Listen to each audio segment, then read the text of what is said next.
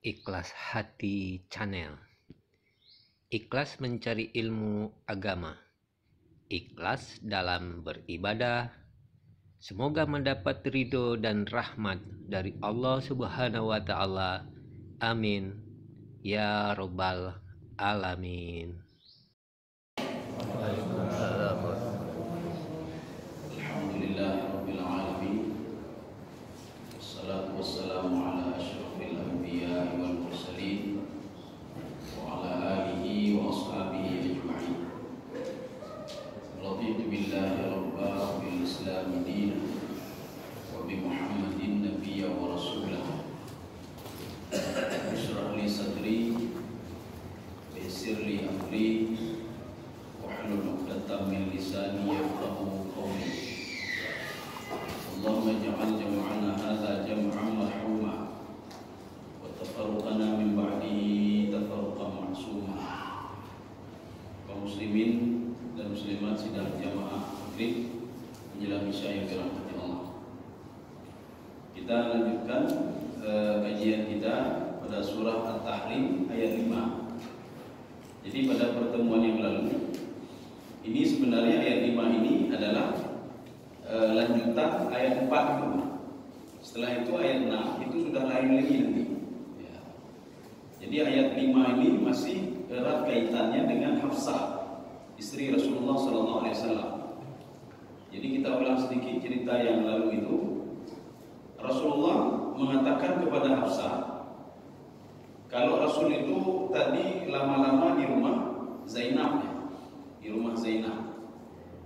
Tapi jangan kasih tahu orang lain, kata Rasulullah. Ya, jangan kasih tahu orang lain.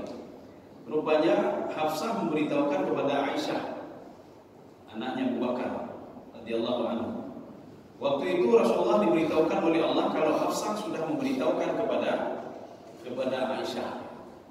Makanya Rasulullah SAW sebagai pelajaran bagi mereka, selama 1 bulan Rasulullah SAW tidak menjumpai Aisyah, tidak menjumpai Hafsah dan Aisyah ya. Ini sebagai pelajaran bagi mereka berdua, karena tidak bisa menjaga amanah. Dalam satu riwayat lagi, Rasulullah berbisik kepada Hafsah tentang kedua orang tuanya nanti akan menjadi khalifah ya. Jadi ada dua riwayat ini, dua riwayat. Jadi riwayat yang pertama itulah minum berlama-lama di rumah Zainab karena minuman itu di situ. Riwayat selanjutnya, Rasulullah memberitahukan kepada Hafsah, kamu jangan kasih tahu orang lain. Nanti bapak kamu itu akan menjadi khalifah. Begitu juga bapak Aisyah, Abu Bakar As-Siddiq nanti akan menjadi khalifah. Ya, jadi kalau meninggal Rasulullah nanti. Tapi berita ini sudah dibocorkan oleh Hafsah, Makanya Rasulullah kenapa tidak ingin memberitahukan kepada orang lain? Itu dikhawatirkan begini nanti. Ini Muhammad sudah ada sihir ya. Dia tahu masa depan. Padahal segala sesuatu yang diucapkan oleh Rasulullah, wa ma yantiqu 'anil hawa in huwa illa wahyu yuha. Jadi semuanya itu sesuai dengan wahyu yang disampaikan oleh Rasulullah SAW. Tapi sudah duluan dibocorkan oleh Hafsah. Makanya selama 1 bulan Rasulullah SAW tidak masuk ke rumah Hafsah dan tidak masuk ke tempat Aisyah. Mereka Rasulullah mengatakan 1 bulan saya tidak menjumpai kalian, kata Rasulullah, sebagai pelajaran bagi kalian. Rupanya setelah 1 bulan tidak dekat dengan dua istrinya ini, jadi penduduk kota mengatakan apa? Aisyah sudah dicerai oleh Rasulullah, Hafsah sudah dicerai oleh Rasulullah. Berita ini sampai ke Umar bin Khattab radhiyallahu anhu, ayahnya Hafsah. Ayah Hafsah merasa gundah juga, Bang, sudah diceraikan ini anak saya, ini bagaimana ini? Fawajada ibnataha, dia menjumpai anaknya tabki, anaknya terus menangis Hafsah. Ditanya oleh Umar, kenapa kamu menangis? Apakah Rasulullah sudah menceraikan kamu? Sudah mentalak kamu? Aisyah mengatakan saya tidak tahu, Hafsah mengatakan saya tidak tahu. Apakah sudah ditalak atau belum? Saya tidak tahu. Akhirnya Umar radhiyallahu anhu mendatangi Rasulullah sallallahu alaihi wasallam. Ketika mendatangi Rasulullah, Umar bertanya, apakah engkau sudah mentalak istri-istrimu ya Rasulullah? Apa jawab Rasulullah? Tidak, saya tidak mentalak istri saya. Ya, saya tidak mentalak. Maka itulah dijawab oleh Allah. Kalaupun kamu mentalak mereka, kamu bisa mencari gantinya. Ya, kamu bisa mencari gantinya. Makanya Umar mengatakan kepada Rasulullah, "Ya Rasulullah, izinkan saya mengumumkan kepada seluruh masyarakat kalau engkau tidak mentalak istrimu." Boleh, kata Rasulullah. Akhirnya diumumkan oleh Umar bin Khattab radhiyallahu anhu. Rasulullah tidak mentalak istrinya, cuma memberikan pelajaran saja kepada dua orang istrinya tadi. Ya. Jadi makanya ini sebab turun ayat ini, sebab turun ayat 5 ini. A'udzu billahi minasyaitonir rajim. Bismillahirrahmanirrahim. Asa rabbuhu in talaqakunna. Kalaupun kamu jadi menceraikan mereka, kata Allah, dua-dua tadi, ya. Ayyubdilahu azwajan khairan minhunna. Ada yang lebih baik dari mereka. Pertanyaannya sekarang, di dalam tafsir Ibnu Asyur, apa kata Ibnu Asyur? Siapa yang lebih baik dari Aisyah? Siapa yang bisa lebih baik dari Hafsah? Tidak ada yang bisa lebih baik dari mereka berdua. Karena kalimatnya di sini ayyubdilahu, kata-kata yubdilahu ini artinya apa? Allah yang menggantikan, ada yang lebih baik dari Hafsah dan Aisyah. Kalau Allah yang mengatakan seperti ini, artinya memang ada. Ya. Tapi kalau Rasulullah yang katakan, itu susah untuk mencari seperti Hafsah dan Aisyah. Tapi ini Allah sendiri yang mengatakan ayyubdilahu azwajan khairan minkunna. Lebih baik lagi apanya yang lebih bagus? Muslimatin. Muslimatin artinya dia berpegang teguh pada Islam. Artinya apa? Dia menjaga amanah. Ada yang lebih lagi dari mereka berdua, kata Allah Subhanahu wa taala. Mukminatin. Arti mukminat di sini bukan berarti mereka tidak beriman, tidak. Jadi artinya mukhlisat. Mukhlisat itu artinya ikhlas dalam beribadah. Ikhlas dalam melakukan sesuatu, lebih dari mereka berdua, kata Allah. Ini maksudnya begini, kalau seandainya Rasulullah mencerai. Tapi kalau tidak mencerai, ya tidak ada masalah. Ini kalau dicerai oleh Rasulullah. Kalaupun dicerai, ada gantinya lain yang digantikan oleh Allah Subhanahu wa taala lebih dari mereka berdua. Ini menjadi pelajaran bagi mereka berdua. Ya. Qanitat. Qanitat itu artinya apa? Muti'at. Arti muti'at, patuh dan taat kepada engkau, kepada suaminya, dan patuh dan taat kepada Allah. Ada yang lebih bagus dari mereka berdua. Kalau engkau ceraikan mereka. Ta'ibatin, abidatin, sa'ihat. Ya, ini sama semua nih, bertobat, dia suka bertobat, suka beristighfar, ini sama abidat, seorang hamba dia. Sa'ihat, ini sama juga, sama semuanya ini. Artinya muhajirat, dia berhijrah. Hijrah artinya kalau sudah berbuat jelek, dia berhijrah berbuat baik. Ya. Tapi sekarang masalahnya begini. Di dalam mazhab Syafi'i, kalau seorang mentalak istrinya 3, maka berlaku 3.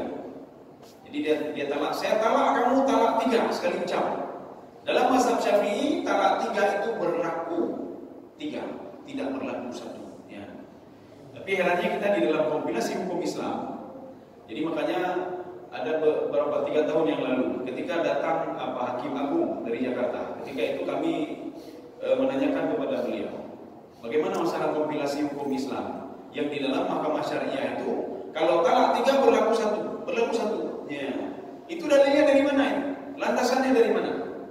Beliau mengatakan ini kompilasi itu kan penggabungan hukum. Jadi dari hukum Islam dengan hukum negara. Akhirnya ditetapkan kalau seorang mentalak istrinya dengan talak 3, saya talak kamu, saya talak kamu, saya talak kamu. Mazhab Syafi'i mengatakan jatuh talak 3-nya. Ya. Jadi walaupun apapun yang dia inginkan.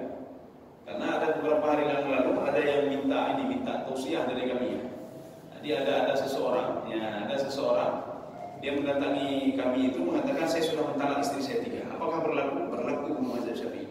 Kami cuma memberitahukan hukum dalam Islam itu begini hukumnya. Imam Syafi'i mengatakan jatuh talak 3. Dan ada imam yang lain juga yang mendukung Imam Syafi'i. Tetapi kalau saudara mendatangi mahkamah syariah, maka itu tidak dianggap 1. Saya talak kamu 3, 1. Besok lagi saya talak kamu 3, berlaku 1 lagi. Besok saya talak kamu 3, ya ini baru berlaku talak 3. Jadi kami mengatakan semua, ini kita bicara masalah hukum ya. Jadi tidak bukan kompilasi hukum Islam itu tidak. Jadi ada berbagai kejanggalan masalah ini. Yang kita bicarakan sekarang, kalau talak 3 itu jatuh 3, tidak jatuh 1. Tetapi Rasulullah tidak mentalak istrinya, tidak mengeluarkan kata-kata saya talak kamu, tidak.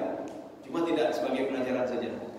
Ada yang mengatakan itu jatuh talak 1. Karena apa? Rasulullah SAW langsung memisahkan diri dengan istrinya. Ya.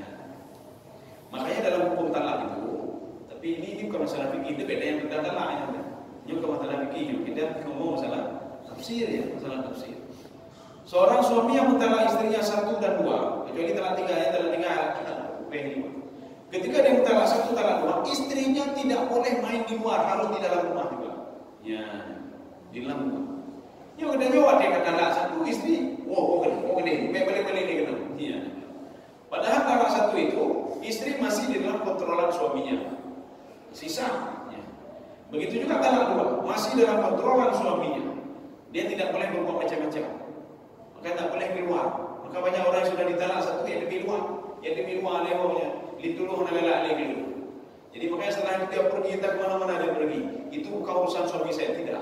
Dia tetap masih urusan suaminya. Jadi makanya tidak boleh seorang mentalak istri kemudian dia pergi entah kemana.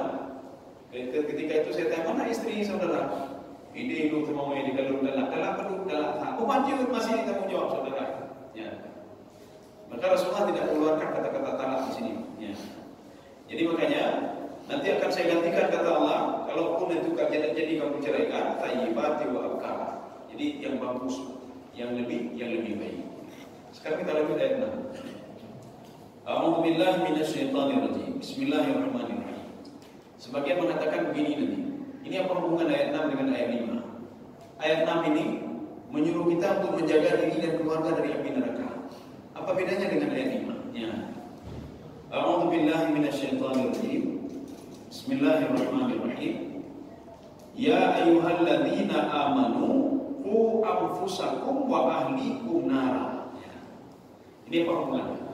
Tadi itu masalah hukum keluarga, masalah keluarga. Kita tidak boleh membiarkan istri kita begitu saja. Masih di dalam tanggung jawab kita. Kalau istri tidak salah, tidak salah dan menjalankan perintah Allah, yang kedua kena uji. Kalau anak tidak salah dan tidak mendengar perintah Allah, dia membuat apa yang dilarang oleh Allah, maka kita kena juga sebagai orang tuanya. Ya.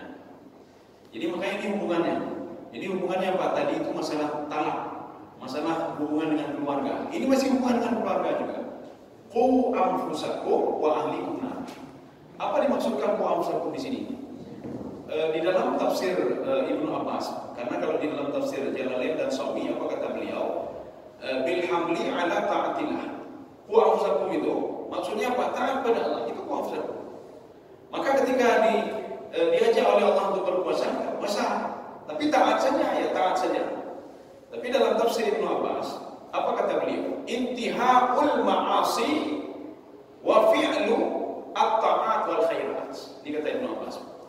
Yang dimaksudkan dengan qu anfusakum, kamu tinggalkan maksiat, akhiri maksiat itu. Itu tinggalkan semua. Buat maksiat tinggalkan semua. Ya, kalau tidak masuk ke dalam kelompok ini. Ya. Artinya mereka itu nanti akan masuk ke mana itu? Dimasukkan ke dalam neraka.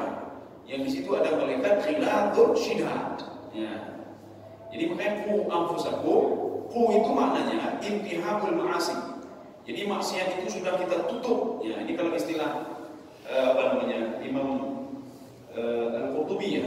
Kalau istilah beliau, ikhlaqul ma'asi. Maksiat itu kunci terus maksiat. Walaupun nanti dia bocor sekali-sekali bocor. Ya, doble. Anak mungkin anak bocor. Nah, mungkin seorang itu tidak terlepas dari maksiat. Tidak mungkin dia tidak boleh maksiat. Nah, kalau tidak boleh lagi aku Allah. Artinya apa? Baju-baju kan ada bocor. Ya. Lagi kita dah blok pipa. Walaupun pipa ini bagus, nanti sekali-kali ada bocor sedikit kita tambah lagi. Tambah itu ada intihaul ma'asi. Minta ampun kepada Allah Subhanahu wa taala. Artinya tidak disengaja. Yang jangan apa? Wa asarru. Asarru ini peka-peka. Ya. Makanya pembangkang Nabi Nuh alaihissalam, mereka ini peka-peka, sudah tahu dia itu tidak baik. Wa asarru wastakbaru istikbar. Itu dulu itu pengikut Nabi Nuh itu mereka taat semua beribadah, ya. Taat semua beribadah. Tapi ketika mereka menyembah batu, mereka tahu kalau batu itu tidak bisa memberikan mudarat dan manfaat. Tetapi apa? Wa asarru. Mereka itu peka-peka. Sehingga mereka menentang Nabi Nuh alaihissalam. Sudah. Tapi kalau kita merujuk ke dalam tafsir As-Sa'di, apa kata beliau? Yang dimaksudkan dengan qu anfusakum, iltizam bi awamirillah. Jadi kita itu iltizam itu mematuhi perintah Allah. Mematuhi perintah Allah dan meninggalkan apa yang dilarang oleh Allah Subhanahu wa taala. dan segala sesuatu hal yang membuat Allah marah, yang bukan Allah pakai. Ini ku anfusakum namanya. Dan yang membuat datangnya azab kepada kita. Ini perlu kita jaga. Ada 4 ya. Itu makna ku. Makanya tidak boleh termengegap, hanya pukurun timbangan. Pekat, menyopukurun timbangan akan datang azab Allah Subhanahu wa taala. Mana buktinya? Kurun di lagi bukti dah bukti. Mandu bukti lagi. Lihat nanti kaum Madian. Kaum Madian itu wailul lil mutaffifin. Makanya di dalam Al-Qur'an itu uniknya Al-Qur'an.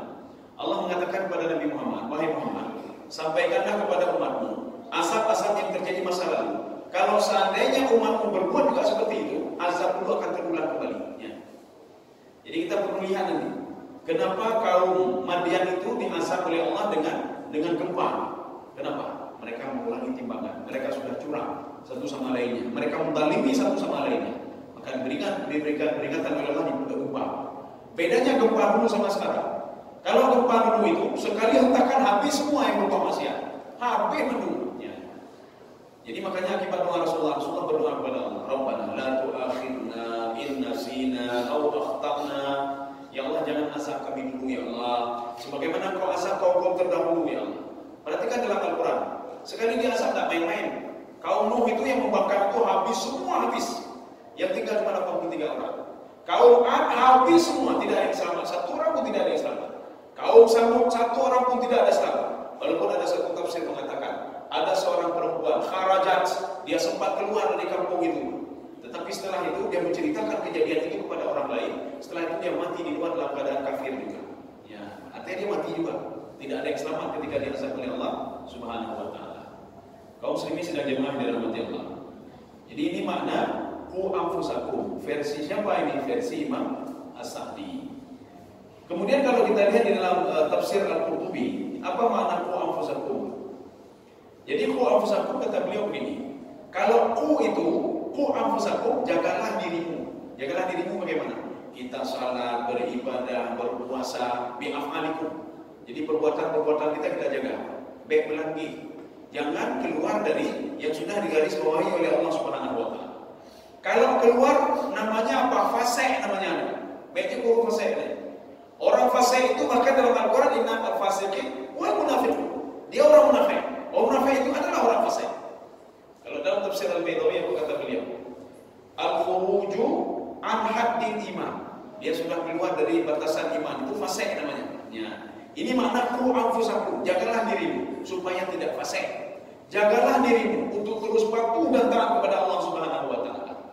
Wa ahlikum, ini bagaimana ahlikum? Ahlikum itu identik dengan apa? Identik dengan bitakdim wa ta'lim, mengajarkan anak, mengajarkan istri, mengajarkan keluarga. Maka ahlu di situ masuk siapa? Anak dan istri. Kalau istri tidak salat, apa hidupnya? Kalau anak tidak salat, apa hidupnya? Ya. Kecuali apa? Kita sudah memberitahukan kepada istri, dia tidak mau mendengar. Itu urusan dia dengan Allah. Sebagaimana Nabi Nuh alaihissalam sudah memberitahukan kepada istrinya, tapi tidak mau dengar juga. Nabi Lut sudah memberitahukan kepada istrinya, dia tidak mau dengar juga. Artinya apa? Dakwah sudah selesai. Kita cuma memberitahukan saja. Makanya ketika kita menjaga anak, itu menjaga anak berarti apa? At-ta'lim wa ta'dib. Ta'lim itu apa? Mengajarkan bagaimana cara salat. Aku mau temayang. Baik itu temayang mudah. Lu temayang lah. Bagaimana temayang? Kenapa enggaknya orang? Gimana orang? Ya. Ini bahkan menguji Yuanda temayang kan? Mungkin itu temayang kan? Ini balik dia yang lihat ya di bandara temayang. Ya, nampu dulu. Oh itu temayang dia. Ya, dia nampu dia. Jadi ini at-ta'lim, apa beda ta'lim sama ta'lim? Kalau ta'lim itu mengajarkan ilmu kepada anak. Mengajarkan anak membaca Al-Quran, mengajarkan anak bagaimana salat. Makanya supaya kita bisa mengajarkan anak belum supaya kita penuh. Dan berdoa dan berdoa dia. Satu. Yang kedua, at-ta'lim. Ta'lim itu mengajarkan akhlak yang penuh. Ya. Jadi kan nanti makanya tanggung jawab orang tua. Itu yang pertama mengajarkan anak ilmu, yang kedua mengajarkan akhlak kepada anak. Jadi makanya bukan tidak boleh. Kita mengambil anak di setiap kuno baru lahir kan. Air kuno ada belum dia, belum ada kuno dia. Orang lain mengajarkan anak kita, yang pahala gurunya pahala. Kita aja mendapat pahala, kita dapat pahala apa? Menyuruh anak untuk belajar. Ketika anak pintar, ya, Artinya apa? Dia teringat selalu pada gurunya. Guru Nomino, Guru ajarkan begini, guru saya ajarkan akhlak, ajarkan adab. Kita tidak dapat apa-apa. Kita dapatnya apa? Kita memotivasi anak saja. Kita berikan ini, berikan duit kepada anak untuk belajar. Jadi bagusnya apa? Paling tak dapat mulai dan yuk. Kalau kita tidak bisa paling tak A, ba, dapat apa? A, ba, da, sa, sampai habis dapat apa? Anak itu ketika menjadi penghafal Al-Quran, dia yang teringat kepada siapa? Bukan guru hafidnya, tidak. Dia akan teringat kepada ayahnya yang mengajarkan A kepada dia, yang mengajarkan ba kepada dia. Maka ketika dia mengaji, dia teringat ayahnya, teringat ibunya. Oh, ya penobanya, itu berkilo. Dia tidak teringat lagi pada gurunya. Bahkan ketika dewasa tanya, guru tahfidz kau, dengan ni guru ikra atau dia dengan guru ikra ya. Baik sampai bukan guru ikra atau guru dia. Ya, dia mau. Ya. Makanya kita bisa dapat pahala dari anak dan istri. Bagaimana kita mengajarkan ilmu kepada dia. Kemudian yang kedua, at-ta'dib, ajarkan akhlak juga kepada anak dan istrinya. Ini kan salah satu Rasulullah bagaimana mengajarkan dua istrinya. Artinya apa? Supaya setiap masalah itu tidak dibocorkan terus. Anda bilang apa kau? Maka hati-hati ya, hati-hati menyuarakan rahasia-rahasia tertentu. Jangan beritahukan semua sama orang lain. Jadi walaupun amanah dan backup apa kau, Rasulullah kan ngomong ke Hafsah, jangan kasih tahu orang lain. Ya. Setelah itu Hafsah ngomong kepada Aisyah, jangan kasih tahu orang lain ya. Oh, kita mau kampung ini, apa kampung ini? Ini kita ngomong sama orang lain nanti, jangan kasih tahu orang lain. Oke, tapi kampung ini dulu. Nyo rahasia, perhatian. Kayaknya dua kali bawa nyo rahasia. Ibu kali itu dulu tak boleh kasih tahu orang lain. Oke, ibu kali boleh, ibu kali aja rahasia ya. Sehingga apa? Diketahui oleh Umar bin Khattab. Umar bin Khattab berubah. Rasulullah SAW tidak pernah lagi ke tempat Aisyah dan tidak pernah lagi ke tempat Hafsah sudah 1 bulan ya. Maka ini kain ceria dulu, kain dalam dulu. Maka takut sekali Umar bin Khattab radhiyallahu anhu. Kau sedang jemaah dirahmati Allah. Ini makna qu anfusakum ya wa ahlikum ya. Jadi ahlikum ini kalau di dalam tafsir tafsir Sawi ini itu ahlikum itu tidak ada lain, anak dan istri itu tidak ada lain. Tapi ada juga tafsir lain. Ya, ada satu tafsir atau dua lah yang saya baca. Nanti dengan tafsir itu. Memang ada penafsir itu mengatakan ahlun itu siapa? Ahlun itu saudara-saudara yang dulu dalam Islam. Qu anfusakum wa ahlikum nara. Jagalah jagalah dirimu dan jagalah saudara-saudara. Artinya apa? Istri kita suruh jaga, anak suruh jaga, lain juga ahlikum juga semuanya. Jadi makanya kita cuma menyampaikan saja, ada yang tidak salah. Paling tidak kita benci kepada maksiat. Jadi baik senang maksiat. Ketika kita melihat maksiat, kalau kita senang kepada maksiat berarti kita setuju dengan maksiat itu. Ya. Tapi kalau kita benci pada maksiat, hai dan larang, ini macam larangnya, susah untuk larangnya. Ya. Kaum muslimin sedang jemaah dirahmati Allah. Jadi kita lanjut. Waquduhan nas wal hijarah. Waqud itu bahan bakar. Jadi bahan bakar neraka itu bisa lebih apinya bisa kuat lagi menyalanya karena ada bahan bakar. Bahan bakarnya apa? Waquduhan nasu. Bahan bakarnya itu manusia. Jadi makin banyak dibakar manusia makin dekat api. Kita api ikan kecil, ambil kayu, kita masukkan, makin banyak masukkan kayu, makin apinya makin menyala. Maka api neraka itu makin nyalanya makin kuat apabila manusia makin banyak dimasukkan di situ. Ya. Ini satu. Yang kedua, wal hijarah. Hijarah itu batu. Di dalam ini ada beberapa pemahaman tafsir dalam hijarah. Kalau tafsir Jalalain mengatakan apa? Tafsir Sawi juga mengatakan apa? As-sanam. As-sanam itu asnam. Asnam itu patung. Patung yang manusia sembah ketika di dunia. Dia dan patung-patungnya itu akan saya masukkan ke dalam neraka, kata Allah. Tapi dalam tafsir lain itu ditafsirkan hijarah itu kibrit. Kibrit itu seperti batu bahan bakar yang banyak. Bate lebih arahnya. Bara. Batu bara. Ada yang mengatakan batu bara. Dua. Yang ketiga, ini ada di dalam tafsir Ibnu Katsir. Yang dimaksudkan hijarah di sini adalah sakhrah, batu besar yang ada di dalam neraka. Maka di setiap neraka itu ada batu untuk batu itu untuk membakar neraka. Maka di dalam tafsir Ibnu Katsir, beliau mengutip sabda Rasulullah SAW. Batu, walladzi nafsi biyadi. Jadi Rasulullah bersumpah, saya bersumpah kata Rasulullah, batu yang ada di neraka itu satu batu, sakhratul finnar, satu batu saja, itu melebihi jumlahnya seperti gunung-gunung yang dikumpulkan di dunia. Itulah seperti itu, satu batu saja yang untuk membakar, untuk menyalakan api neraka. Jadi makanya dalam bahasa Arab itu nanti ada sakhratul, sakhrah itu batu besar, nanti ada hajarah itu batu kecil, nanti ada ramal itu kecil-kecil lagi. Jadi nanti beda. Makanya Imam Ibnu Katsir mengatakan hijarah di sini maknanya sakhrah, walaupun disebutkan hijarah, tapi maknanya ini batu besar. Mana alasannya? Beliau mengambil hadis Rasulullah SAW. Saya bersumpah kata Rasulullah, satu batu yang ada di dalam neraka itu seperti gunung-gunung yang ada di bumi itu dikumpulkan semuanya, begitulah satu batu yang dalam neraka. Di atas batu itulah. Jadi kalau kita melihat ada beberapa riwayat itu menyebutkan begini, Rasulullah SAW itu syafaatnya ada 7. Satu syafaat itu disiapkan oleh Rasulullah SAW untuk pamannya.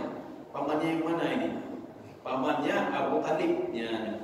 Sekarang pertanyaannya, Abu Talib kan sudah masuk neraka. Dia kan orang musyrik, khalidina fiha abada. Dia kekal selama-lamanya. Kenapa Nabi membela-bela Abu Talib? Bagaimana syafaat Nabi Muhammad kepada Abu Talib? Rupanya syafaatnya di neraka itu kan ada batu besar yang Rasulullah ceritakan tadi. Jadi Rasulullah SAW minta kepada Allah supaya Abu Talib itu diangkat oleh Allah ke atas batu itu saja, tapi tetap berada dalam neraka. Artinya apa? Meringankan sedikit azabnya, walaupun tetap di dalam neraka juga. Jadi tidak, syafaatnya tidak diambil Abu Talib itu diselamatkan oleh Rasulullah, tidak. Artinya diletakkan di atas batu itu saja. Ini sebagaimana Nabi Yusuf ketika dilempar ke sebuah sumur. Rupanya di sumur itu ada sebuah batu besar, sakhrah namanya. Disitulah Nabi Yusuf itu duduk dia di batu besar. Kaum muslimin sedang jemaah dirahmati Allah. Ada apa dengan neraka sebenarnya? Alaiha malaikah. Kalau disebutkan malaikah, kalau malaikat itu kan pakai tamar mutlak, malaikah itu artinya banyak malaikat. Jadi bukan satu malaikat.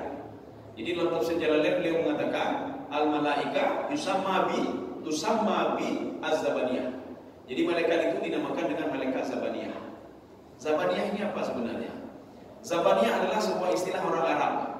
Zabaniyah itu dalam istilah orang Arab itu ya'malu bi arjulin. Kerjanya dengan kaki, hanamut-hanum bacuri. Jadi tidak rapi kerjanya, tidak bagus kerjanya. Kenapa? Main kaki saja. Maka kalau main kaki, orang Arab itu mengatakan zabaniyah, zabaniyah. Jadi malaikat ini begitu juga, alaiha malaikah. Jadi bukan di dalam neraka, tidak di atas neraka. Nah, inilah yang membuktikan kalau seorang itu dilempar ke neraka ke bawah, tapi kalau surga ke atas, neraka itu ke bawah. Kenapa? Di atas neraka itu banyak sekali malaikat di situ. Malaikat yang bagaimana? Ada dua sifat yang disifatkan oleh Allah Subhanahu wa taala. Yang pertama, malaikat ghiladun. Ghiladun ini ada dua tafsiran.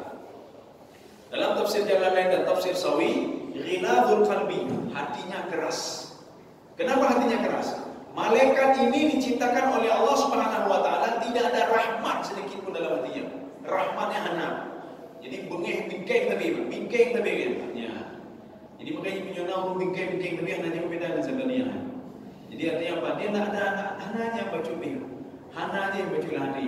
Berarti hana juga beda dengan zabaniyah. Jadi makanya Allah mengatakan diciptakan malaikat apa itu? Tidak ada rahmat sedikit pun dalam hatinya. Hana baca dah. Ini maksud ghilad. Yang kedua, pemahaman yang kedua, termasuk Imam Ibnu Katsir sendiri mengatakan, ghiladul abdan. Ghilad ini adalah keras tubuhnya keras dan kuat. Bahkan beliau Imam Ibnu Katsir mengutip sebuah hadis Rasulullah SAW. Itu kalau seandainya itu diambil lagi paler, tapi palunya palu besar. Ini namanya mikmah namanya. Kalau seandainya malaikat mengambil palu besar itu, dia hantam orang yang akan masuk ke dalam neraka itu, 70.000 orang kena palu itu. 70.000 orang kena palu itu, kemudian setelah itu dia masuk ke dalam fi qa'rin nar, masuk ke dalam kerak neraka. Artinya apa? Begitu kuat sekali malaikat Sabaniyah itu. Begitu kuat sekali malaikat yang mengurusi orang-orang yang akan masuk ke dalam neraka. Maka ada dua tafsiran. Tafsiran yang pertama, ghiladun qalbu. Jadi hatinya yang keras. Kalau yang kedua, tubuhnya yang keras dan kuat. Dia sanggup mengambil palu itu, dia hantam 70.000 orang itu semua bisa masuk ke neraka. Ya. Kaum muslimin sedang jemaah di rahmati Allah. Ini yang pertama, sifat yang pertama. Kemudian yang kedua, syidat. Syidat ini apa? Syidatnya bikeng gitu. Ya. Yang bunuh apa? Ghilad itu hatinya enggak ini. Cuma nyonyo.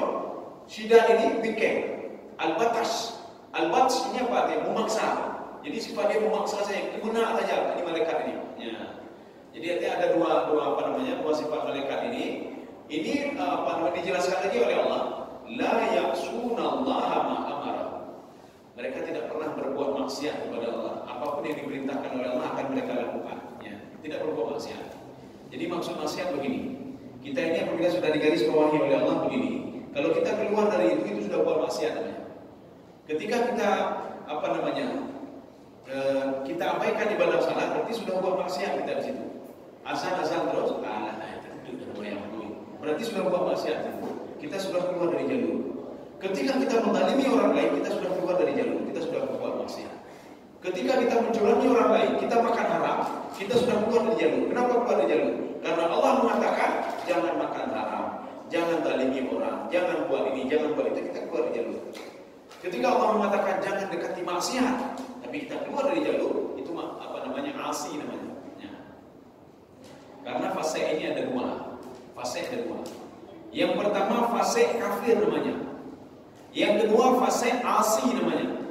Seorang itu fase gara-gara apa? Dia kafir, kufur. Ya. Ini yang lebih parah. Maka di dalam tafsir Al-Baydawi, apa kata Imam Baydawi? Al-fasik al-kafir asyaddu wa afsyahu. Dia lebih hina daripada fasik asi. Orang fasik dia berbuat maksiat menjadi fasik. Ya, itu beda. Maka fasik harus kita lihat dulu. Nah, urut fasik itu dia sholat, kemudian dia fasik. Fasik apa itu? Fasik asi namanya. Asi itu gara-gara dia berbuat maksiat. Tapi kalau orang fasik satu ini gara-gara dia kufur kepada Allah, dia menjadi fasik kafir. Ya. Jadi Pak Mandung itu bukan fasik, oleh fasik itu gabungnya kau nih, Pak. Jadi fasik orang yang ibadah itu namanya fasik asi namanya. Dia fasik gara-gara dia bermaksiat kepada Allah. Makanya bagaimana caranya? Setiap habis salat dia duduk sendiri, astagfirullah, istighfar. Kemudian habis salat sunat duduk istighfar, astagfirullah. Baca ulang lagi maaf Allah. Atau bangun salat tahajud minta maaf kepada Allah Subhanahu wa taala. Lagi maaf Allah. Kau lebih sedang jemaah dirahmati Allah. Kemudian selanjutnya wa yaf'aluna ma yu'marun. Ya. Ini seakan-akan sama ini. Ya. Yang pertama dia tidak berbuat maksiat. Yang kedua dia melakukan apapun perintah Allah Subhanahu wa taala.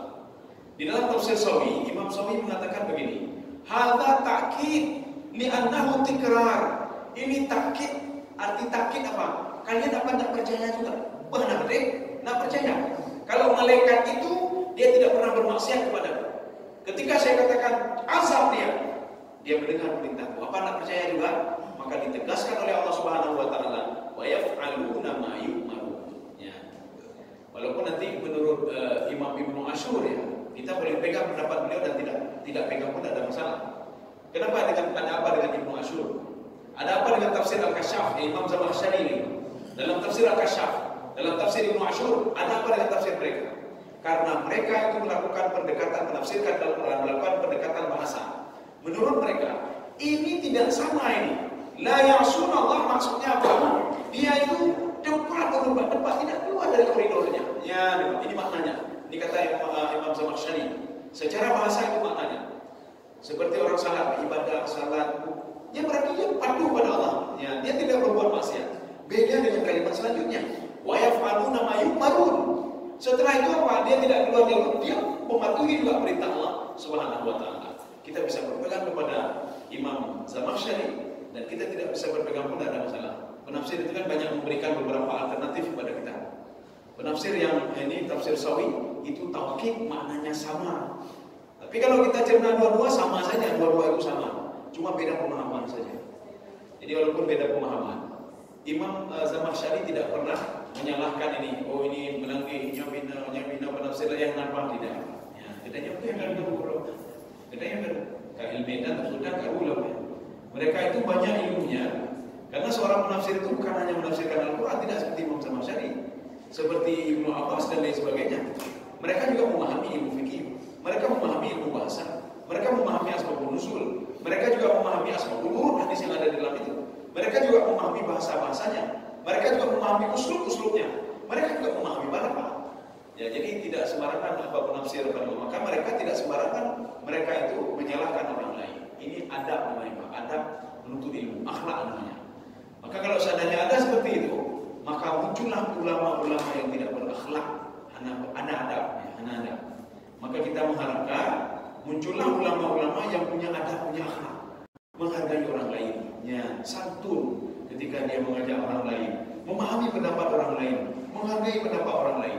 Kenapa? Karena ilmu itu kan apa namanya?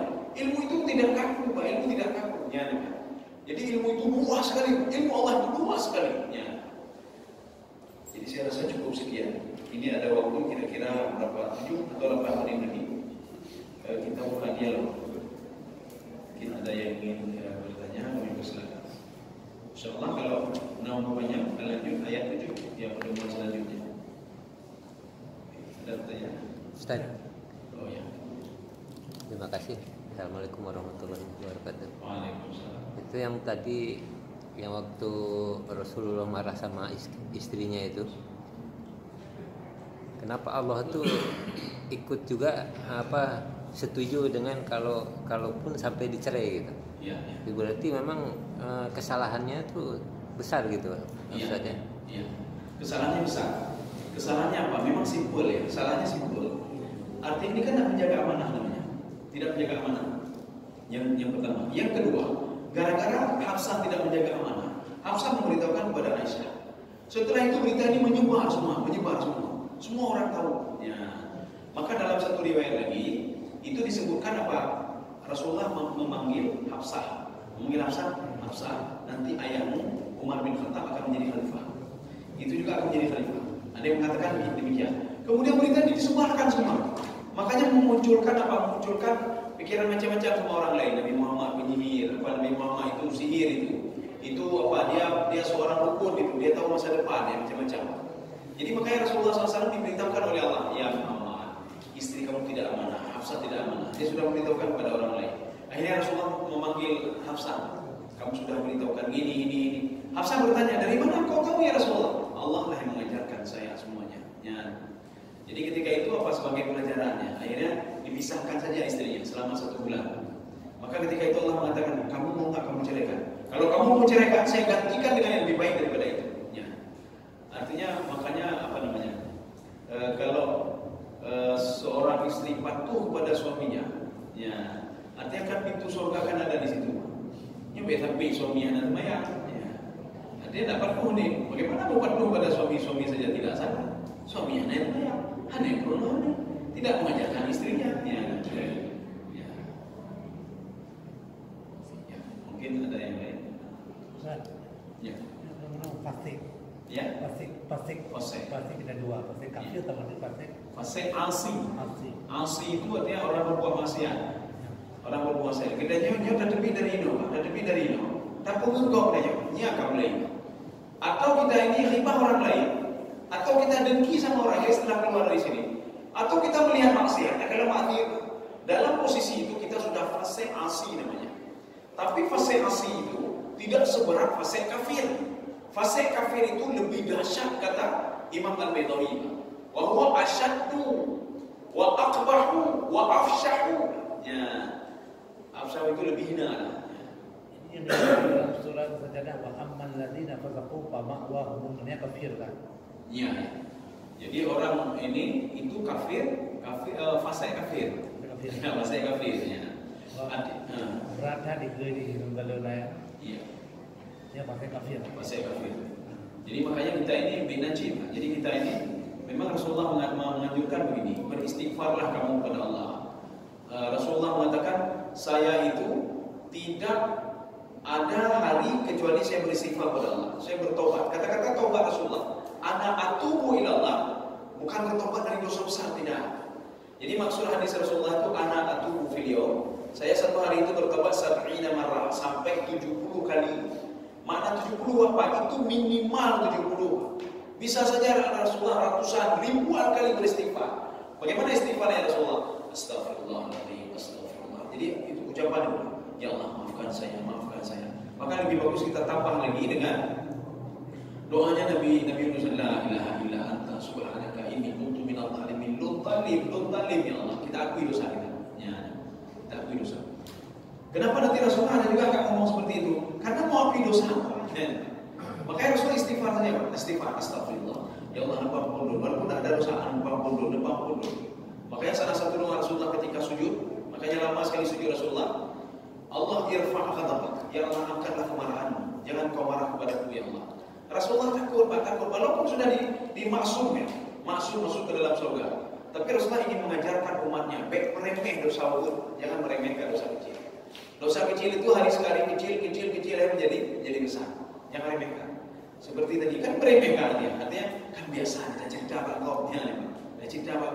Padahal kemarahan Allah itu luar biasa ketika kita buat itu. Perhatikan iblis beribadah 1500 tahun lamanya. Yang dilakukan oleh iblis dua hal yang simpel menurut kita. Menurut iblis juga simpel. Apa yang simpel itu? Aba wastakbara. Apa itu enggak. Allah bilang hai, memuji han. Itu saja padahal dia kan berbuat patuh dan taat 1500 tahun pada Allah. Dia sujud kepada Allah, dia beribadah kepada Allah 1500 tahun lamanya. Tapi gara-gara ucapannya tadi, aba dia tidak mau. Wastakbara.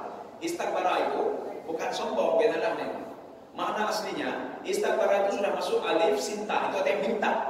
Dia minta untuk dipuji.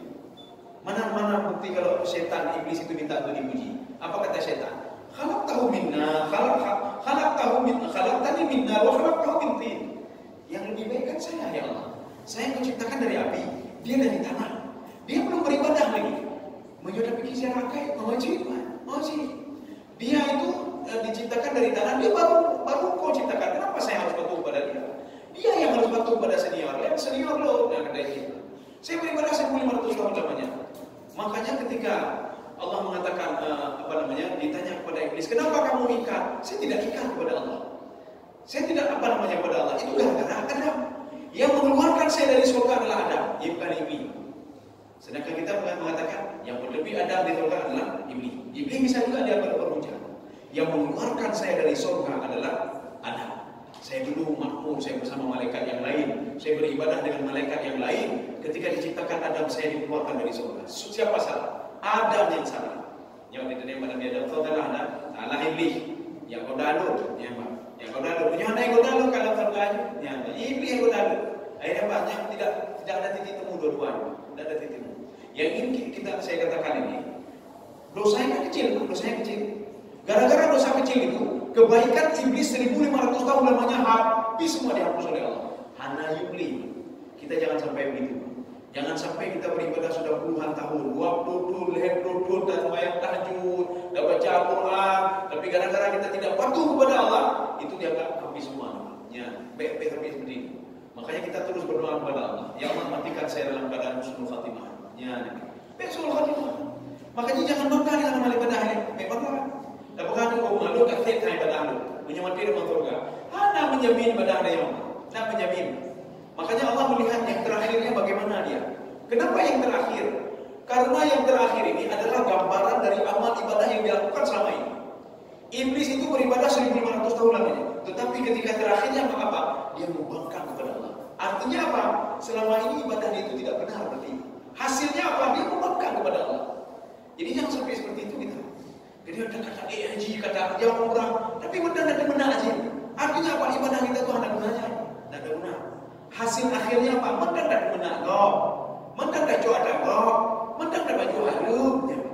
Dikhawatirkan lagi kita meninggal dalam keadaan sedang ada baju harum menagok, sedang ada teken dan nagok yang kokon ya, sedang ada keadaan makiun. Maka kalau kita melihat maksiat, bayangkan saja nyoman dia jilo pakai bak, penjuru dia. Ketika kita ini makan haram, kalau mati sekarang bagaimana? Jangan sampai amal ibadah kita itu tidak ada yang oleh Allah Subhanahu wa taala. Ini berbeda dengan manusia, ya. Kalau kita jangankan hukum di sini, hukum internasional. Ketika seorang itu sudah dapat hukuman 20 tahun, itu ada pertimbangan-pertimbangan dari hakim. Jadi hakim mengatakan dia 20 tahun, tetapi karena dia ini rekodnya itu bagus, Dulu sebelum itu dia tidak seperti ini, bagus dia. Kemudian ketika diajak persidangan bagus juga dia. 20 tahun menjadi 5 tahun. Ikoh membelakang. Ini nak berlaku sama Allah. Nak berlaku. Karena Allah menganggap seluruh yang dia lakukan selama ini hasil akhirnya itu Allah ini hasil akhirnya. Kalau dia jelek, berarti selama ini sama dia tidak benar, tidak bisa membentuk kepribadian yang baik. Ya. Jadi makanya ketika Allah Subhanahu wa taala kan dua malaikat, ini tadi asal sudah turun 2 malaikat yang baru lagi. 2 malaikat yang lain sudah naik ke atas. Terserah wadah seperti atau anak seperti. Yang jelas dalam hadis itu menyebutkan malaikat ketika waktu asar turun malaikat ini. Dan 2 malaikat lagi naik ke atas menjumpai Allah Subhanahu wa taala. Apa pertanyaan Allah kepada malaikat itu? Allah tidak bertanya kepada malaikat yang tadi naik waktu asar. Hai berhubungan dengan ibadah dan baca Quran, tidak pernah. Hai yang bersedekah, tidak pernah. Bukan itu yang pertanyaan Allah. Allah bertanya kepada 2 malaikat itu, kaifa taraktum ibadi? Bagaimana kondisi terakhir dia? Kondisi terakhir ditanya oleh Allah. Bukan tadi kita beribadah hebat, tidak. Ini sebentar lagi, jika nanti subuh. Di malam ini kita pun tahajud, baru rakaat terserah, kita baca Al-Quran. Ketika waktu subuh, malaikat naik ke atas menjumpai Allah. Malaikat Allah tidak pernah bertanya kepada malaikat. Naik teman tahajud kelam? Nah ada. Naik baca Quran kelam? Nah ada. Allah tetap bertanya, kaifa taraktum ibadi? Terakhir hamba bagaimana? Penghuni. Dijawab oleh malaikat, dengar. Atau kayak begadang. Bukan bila mulai begadang, semua lewat. Artinya jangan sampai begitu laporan kepada Allah. Ayatnya apa? Laporan kepada Allah, semua dengar. Tapi dengar. Jadi makanya laporan Allah, malah dengar juga. Laporan akhirnya berarti ada beres. Jadi jangan sampai catatan kita itu tidak beres, Pak. Tidak beres. Ya, catatan akhir yang ditutup oleh malaikat tidak beres. Simpulan dengar. Ya. Subuh itu ya, simpulan dengar. Ya, makanya inilah alasan para ulama itu, hafizu 'ala shalawati was salatil wusta. Imam Al-Baitawi dengan sangat hati-hati sekali menerjemahkan wusta. Jagalah salat 5 waktu dan salat wusta. Imam Baitawi apa kata beliau? Wakilah. Ada yang mengatakan salat wusta itu salat subuh. Apa alasannya? Subuh itu susah sekali orang bangun subuh. Ya, kata beliau. Wakilah, kata Imam Baitawi lagi. Ada yang mengatakan asar. Ya. Kenapa asar itu orang susah sekali beribadah waktu asar? Dia sibuk dengan kantornya. Ketika mau pulang kantor, kita kali temayang itu di rumah saja nanti. Di rumah. Ya, udah salat, celana kotor. Ya tapi nak tambah ilu bodohnya temayang. Tapi nyala tambah. Kata yang hendak bayang, ilu bodoh.